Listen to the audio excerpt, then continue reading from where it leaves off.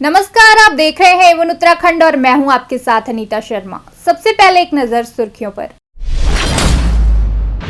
पहाड़ों में फिर बदला मौसम, दिन भर की धूप के बाद शाम को बरसे ओले। यूक्रेन में पढ़ रहा विद्यार्थी पहुंचा अपने घर, बताए वहां के हालात। सीमांत क्षेत्र में निशुल्क नागरिक कल्याण कार्यक्रम का हुआ आयोजन। यूक्रेन में फंसे छात्रों को वापस लाने के लिए हरीश रावत ने केंद्र सरकार से की अपील। केंद्रीय रक्षा राज्य मंत्री ने दिया बयान, सभी छात्रों को यूक्रेन से सकुशल लाया जाएगा वापस। मसूरी क्षेत्र में जंगल से बरामद हुआ युवक का शव। यूक्रेन में फंसे बच्चों के अभिभावकों ने बताया उनका हाल। सितारगंज इलाके में सरकारी भवनों पर पूर्व बीडीओ और ब्लॉक कर्मी जमाए बैठे हैं कब्जा। ट्रैक्टर की चपेट में आने से श्रमिक की हुई मौत। और अब समाचार विस्तार से।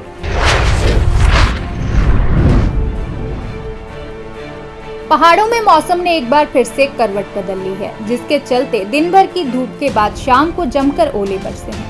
हर की पौड़ी पर पर्यटक ओलों से बचते नजर आए और बदलते मौसम का आनंद भी उन्होंने लिया।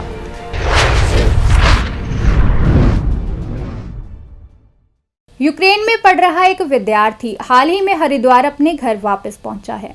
इस मौके जहां उसके परिजनों ने राहत की सांस ली है, तो वही उस विद्यार्थी ने बताया है कि उसके कई दोस्त अभी भी वहां फंसे हुए हैं। अच्छा लग रहा है कि बच्चा घर वापस आ गया। एक्चुअली बहुत दूर भी था, हालात देखकर थोड़े वरीड भी थे हम कि क्या हो सकता है, तो लेकिन अच्छे टाइम पे डिसीजन लेने पे टाइमली बच्चा घर आ गया। लेकिन कुछ पेरेंट्स हैं जो इसके फ्रेंड्स के मदर्स हैं, बहुत रो रहे हैं, परेशान हो रहे हैं, बच्चे फंसे हुए हैं।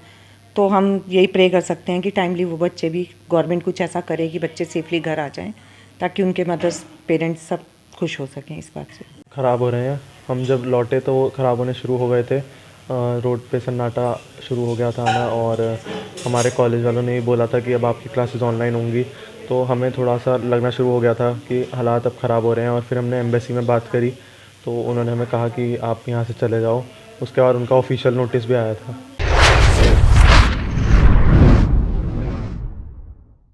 खटीमा में निशुल्क नागरिक कल्याण कार्यक्रम का आयोजन किया गया है।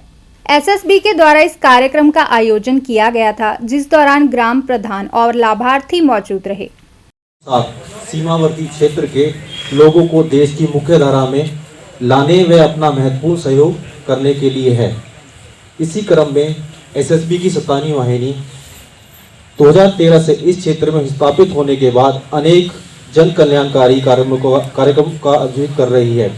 इसमें मुख्यतः जो गांव शामिल हैं नगला तराई, सिसैया, मेलाघाट, दमगढ़ा, गड़ीगोट, देवीपुरा, बनबसा, थपियाड़ खेड़ा, उचौली गोट, गेंदा खाली, सलोनी गोट आदि सीमावर्ती गाँवों में हम लगभग अपने प्रोग्राम कवर कर चुके हैं। ग्राम सभा नगला तराई के दमगढ़ा गांव में एसएसबी की तरफ से एक जन कल्याण जो योजना इन्होंने चलाई है, इसमें कुछ ग्रामवासियों को खेल कूद, स्पोर्ट्स का सामान और कृषि यंत्र वितरित किया गया है। और समय समय पर ये कार्यक्रम होते रहते हैं एसएसबी की तरफ से, और इससे गांव की जो जनता को है कुछ लाभ मिल जाता है। कुछ दवाएं वितरित की जा रही है इसमें पशुओं और मानव के लिए, मनुष्य के लिए।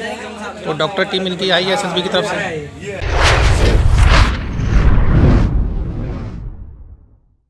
यूक्रेन में उत्तराखंड के काफी विद्यार्थी फंसे हुए हैं, जिसके कारण उनके परिवार काफी ज्यादा चिंता में हैं। इस मौके पूर्व मुख्यमंत्री हरीश रावत ने विद्यार्थियों को सकुशल वापस लाने के लिए केंद्र सरकार से अपील की है। यूक्रेन की स्थिति बहुत चिंताजनक है। रूस के आक्रमण के बाद युद्ध अवश्य संभावी लगता है। ये एक तीसरे विश्व युद्ध की भूमिका बन रही है यूरोप की धरती से, और ये अचानक नहीं हुआ है। बहुत लंबे समय से स्थितियां बन रही थी, और पिछले कुछ हफ्तों से तो स्पष्ट लग रहा था कि आक्रमण होगा, युद्ध होगा। तो ऐसी स्थिति में भारत के नागरिकों को सुरक्षित स्थान पर निकाल करके ले जाना भारत का पहला दायित्व है। उत्तराखंड के भी छात्र बड़ी संख्या में जो वहां अध्ययन करने के लिए गए थे फंसे पड़े। माँ बाप बहुत चिंतित है, प्रत्येक भारतवासी बहुत चिंतित है।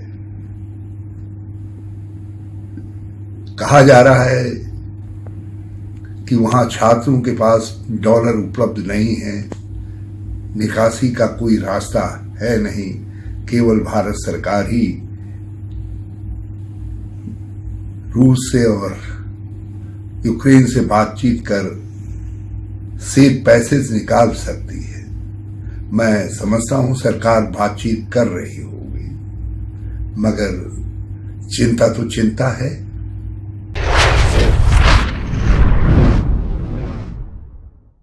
यूक्रेन में हालात लगातार चिंताजनक होते जा रहे हैं। इस मौके केंद्रीय रक्षा राज्य मंत्री अजय भट्ट ने कहा है कि यूक्रेन में फंसे छात्रों को वापस लाने के लिए सरकार पूरी तरह से प्रयासरत है। पूरी तरह से उनको सकुशल लाने का कार्य तेजी से चल रहा है। जैसा कि यूक्रेन के हवाई अड्डे ध्वस्त हो चुके हैं, जानकारी आई है, तो पड़ोसी राज्य जो हैं हमारे, आपको सब पता है, रात दिन अखबारों में और हमारे चैनल्स में आ रहा है, उनके माध्यम से यहाँ लाने के लिए रात दिन हम काम कर रहे हैं और कई लोग आ भी गए हैं। हमारा हंगरी है, रोमानिया है और वहाँ पर बुखारेस्ट एयरपोर्ट से तो कई वहाँ पर लोग इकट्ठा भी हो गए हैं, लगातार जा रहे हैं। जो हमको सूचनाएं आ रही है तत्काल हम उसको अपने विदेश मंत्रालय को भेज रहे हैं, पासपोर्ट नंबर, उनका टेलीफोन, उनका एड्रेस, और वहाँ जाके जो हमारे अधिकारीगण हैं, जो भी हमारे राजदूत इत्यादि जो भी वहाँ पर हमारे अधिकारी हैं, वो सारी की सारी टीम हमारी लगी हुई है। सरकार की पहली प्राथमिकता है कि सकुशल अपने नागरिकों को भारत लाए।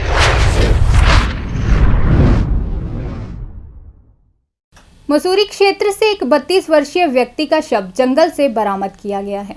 मिली जानकारी के अनुसार मृतक सुनील जॉर्ज एवरेस्ट इलाके में दुकान चलाता था, जिसकी गर्दन पर धारदार हथियार के निशान मिले हैं।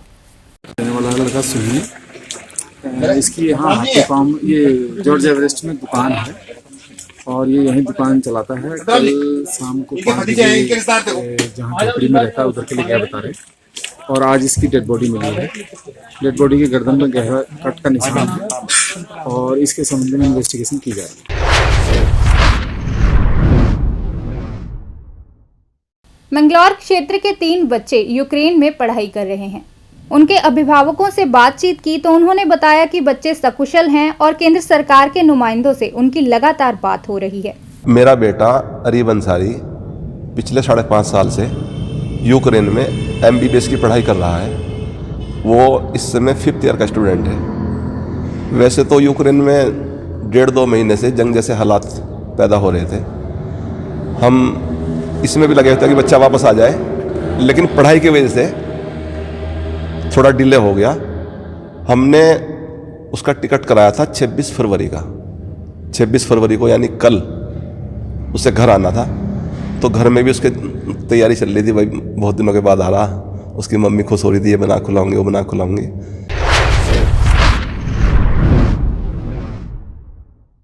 सितारगंज इलाके में जिलाधिकारी के द्वारा अतिक्रमण बर्दाश्त न करने की लगातार बातें की जा रही हैं, तो वहीं सरकारी भवनों पर पूर्व बीडीओ और ब्लॉक कर्मी ही कब्जा जमाकर बैठे हुए हैं।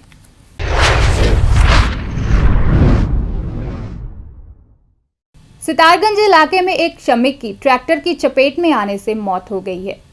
पुलिस के द्वारा दुर्घटना स्थल पर पहुंचकर शव कब्जे में लिया गया है और कार्रवाई शुरू कर दी गई है। और उत्तर प्रदेश के रहने वाले हैं, आयु इनकी लगभग 22 वर्ष है। ये एक अज्ञात वाहन की चपेट में आ गए, जिस कारण से इनके बाएं पैर की हड्डी टूट गई है। इनको हम प्राथमिक उपचार दे रहे हैं और प्राथमिक उपचार देने के बाद इनको बेहतर उपचार के लिए हायर सेंटर इनको संदर्भित करेंगे।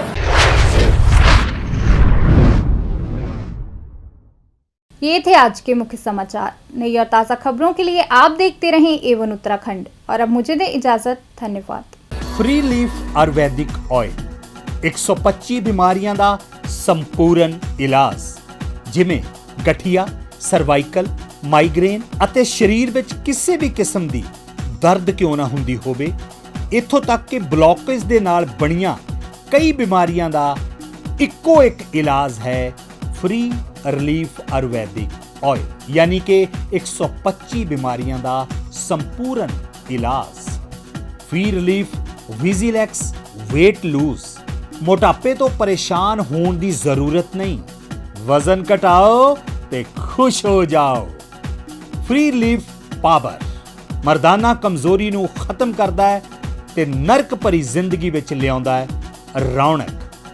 फ्री रिलीफ पावर कब्ज तो परेशान होने की हुण जरूरत नहीं है, कब्ज तो छुटकारा पाउण लई आ गया कब्ज हर चूरन। कब्ज हर चूरन नू अपनाओ ते कब्ज तो छुटकारा पाओ। हुण तक लखां मरीज लै चुके ने फायदा। वधेरे जानकारी लई तुसी संपर्क कर सकते हो 94 784 84087।